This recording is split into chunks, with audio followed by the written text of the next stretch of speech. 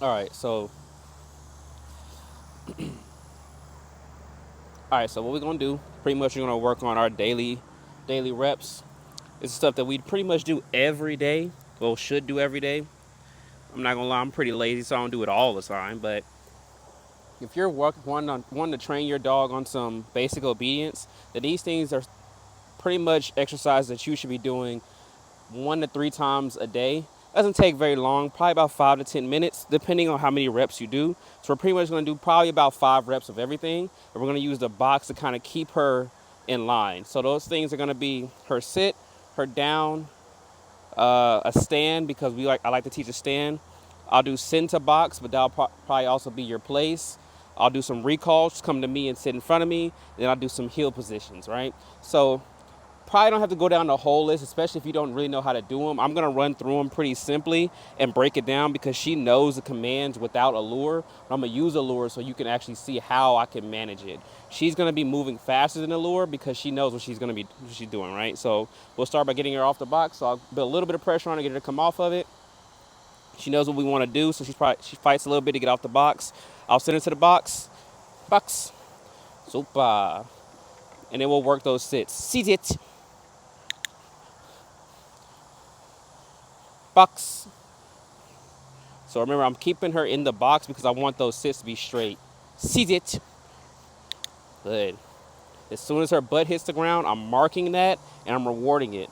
If I don't mark it, I want her to hold a little bit, so I want more duration in that sit box. Then I'll just wait. Seed it, and I'll just wait a second. This is also why the box is good because it generalizes that this is what we were doing. We're not sniffing around, we're not moving, we're not doing anything like that. I ask her to do something, she's doing it, I mark. Whenever I click, that means that she's coming to get paid. So she's allowed to come out of the box. That's why she does it on her own. She also is following me because I'm bagging up. So she gets in the box on her own. She does what's going on. Seeds it. We'll do another one. Good. That'll be 4. We're going to do 5 reps of all of these things. Box. Seed it. Also have her on a prong collar. And I'm only going to use the prong when I need to add pressure, all right? So since she knows all of these things, 9 times out of 10, I'm not going to need to use pressure until she starts to kind of mess around and want to walk off. But only time I'll really use it is to guide her into it. For example, I'll use it here because we're going to move on to our downs. So I'll take that leash it, pressure down. She downs, pressure's off. Pressure's off like it's completely slack. I'll mark and reward. Good girl. Again, box. Same thing, no pressure. When you're luring this, though, you'll take that food. Always speak before you move. So do not go down. That's no good because then your dog is only going to mimic what you're doing when you're moving, all right? So always speak before you move. So she's going to do it before I actually get down because she knows what I'm asking her for. Leishat. That's going to be a clean rep, right? That's going to be more of a clean rep. Now, if you're looking for duration, like we did with our downs, you'll bring up. This is why chewing your food is a good thing to do. Box.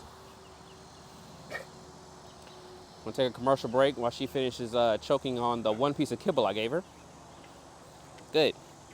So again, you're working on duration. Leishat. Lower them down. Once she's down, stand straight up. That's what we're looking for. So she's cheating. Leishat. I'll come back up. And then we wait for that duration. I'm not moving. I'm not bagging up. I'm not jumping around. No extra, especially if we're doing duration. So she got up. Now I'm going to use pressure. Pressure's off. She gives me what I want. I'll mark and I'll reward. That a girl. What was that, 3? We'll rep out these other ones. Box. Leishat. Mark, reward. Good girl. One more time. And you can speed these up. They don't have to be super slow. I'm kind of keeping it slow so it makes it a lot easier to follow. Leishat. Because normally what we would do is we would mix up all of these things. So I will go through a sit, a down, a stand all in one. And we'll have to do that now because we're going to move on to our stand now. So box. Normally what I like to do is wait for her to do something other than standing. So she sat, stoyat. She stands, mark it, reward.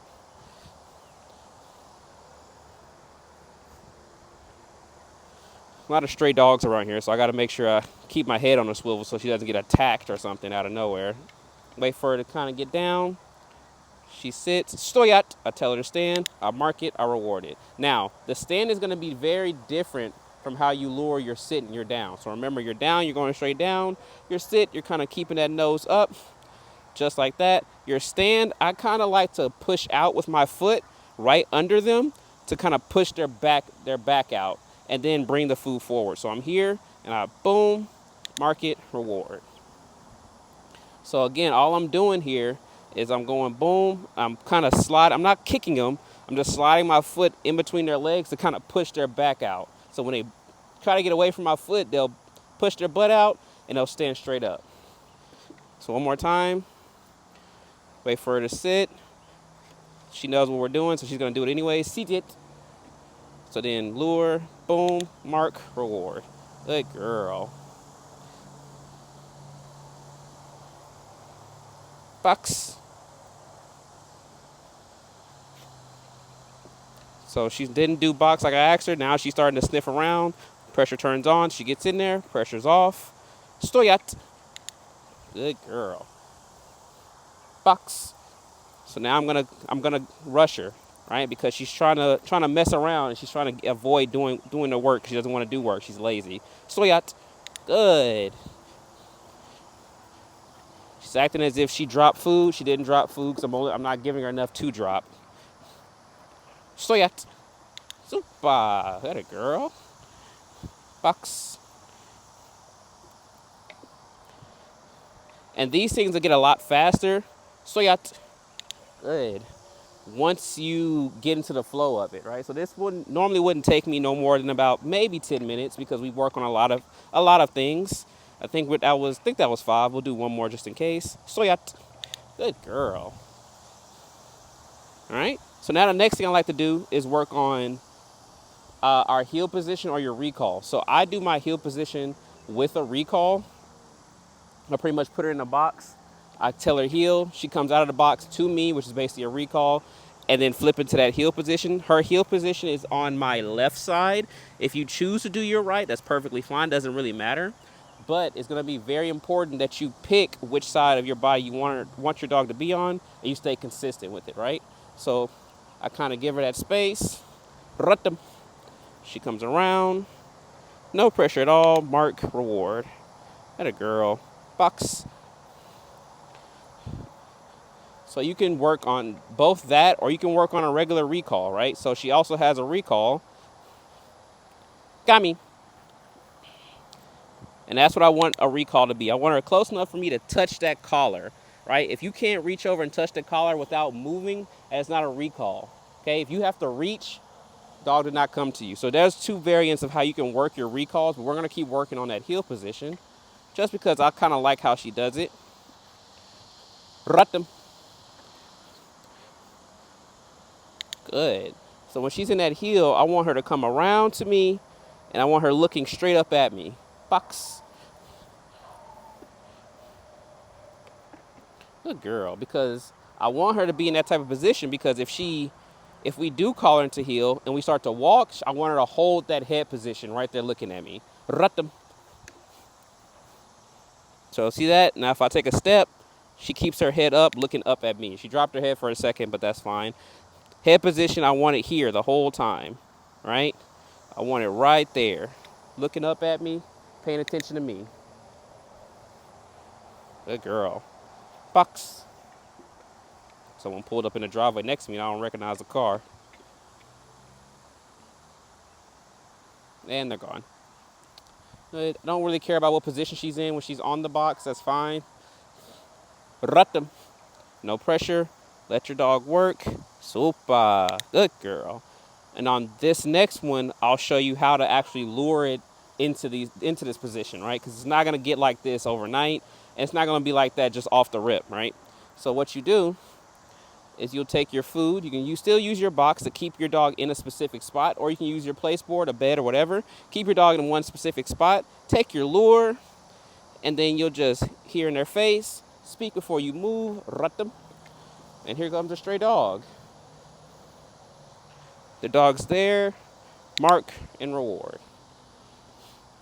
Very good.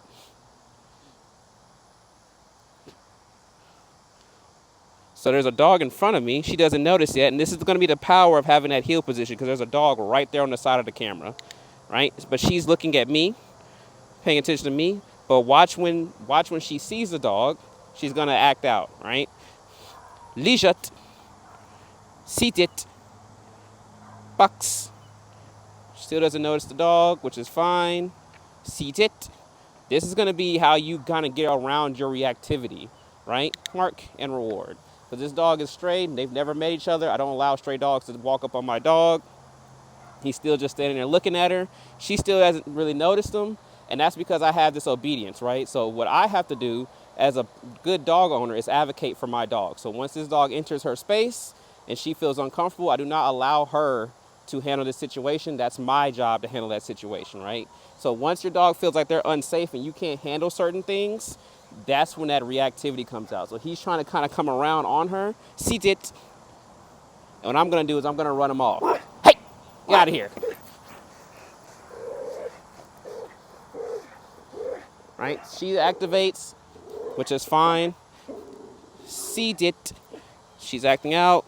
That's when your obedience work comes in. Right? A mark, a reward. He's going back across the street. He's gone. She's acting out. So we're going to give her a correction for acting out because I told her not to do that. Full. Lijat. And we go right back to our obedience. Good girl. This is why obedience and communication is key. Because I was able to tell her, hey, knock it off. That's not what I want you to do. Right? Box. And we're right back to work. She's vigilant. She sees him now. That's fine. I'm just going to give her a little pressure because what I tell her to do was box. So pressure's on. Full. Box. So we'll give her some space, right? We don't want to allow her to think that she is running him off. So pressure's on. Good girl.